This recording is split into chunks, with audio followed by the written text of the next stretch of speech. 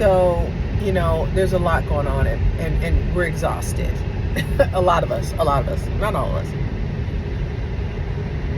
Tired.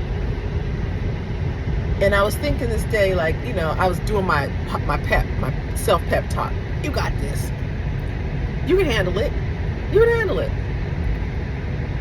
And immediately, I just got sad because I was like, I'm tired of handling things. I'm tired of handling things. I've been handling things my whole life. I've been handling my emotions because I can't share them, and I can't trust anyone to handle them. So I handle them myself. I've been handling my finances. Who gonna help me do it? I've been handling my despair and just keep pushing through it and covering up with, we got this. Nah, girl, the Lord got it. We've been handling a lot. I think that the reason why we are so exhausted is because there's a collective, I'm tired of handling things.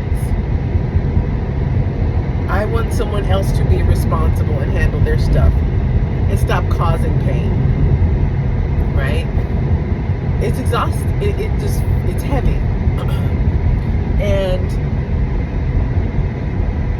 I'll speak specifically to Black women right now and say,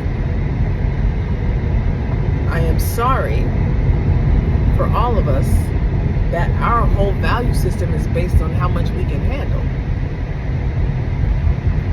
We celebrate our come through, our bounce back, our stand up, our do it again, our shake it off, our keep pushing, our screaming at the top of our lungs till our voice is hoarse into a void where no one listens. And now we got an opportunity to see the collective blowback of what happens when you don't listen to us.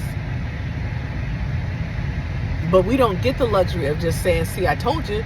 We're in the middle of it.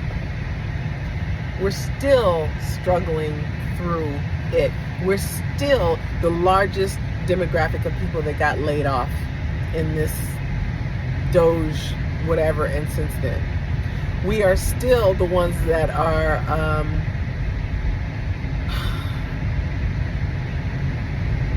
collectively, struggling.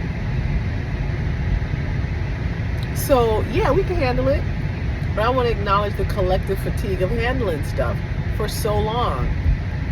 I think of my friends who, I reached out to a girlfriend the other day and I was like, hey, just checking in, are you good? She's like, no. No, I'm not, but thank you for checking in. And all I can say is, I'm here, check in on each other, y'all.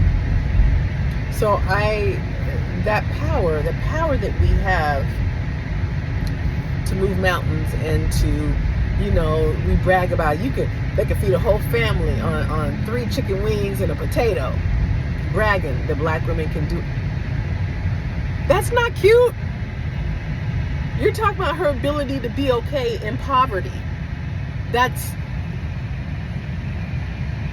not a thing. I mean, yes, that's great that we have power and we have strength. But nobody's celebrating anybody else and their ability to make a way out of no way the way we can. Right? So that's why we're tired, people. Because now a situation has been created, and again, we're the ones who take the hit. I was telling somebody, I have somebody helping me with social media, and they were saying, yeah, well, do this and do this and do that, because statistically, they don't advertise, they don't post as broadly Black women posts. Like, we can't advertise like that. So, our posts don't have as much reach. By design, the algorithm, all the things. So we still got to work X amount of times harder to get our voice out there and to be heard. So I want you to know this is not a complaint. I'm not complaining. what I want this, I am resonating with where we are, and I am expressing where we are collectively and why.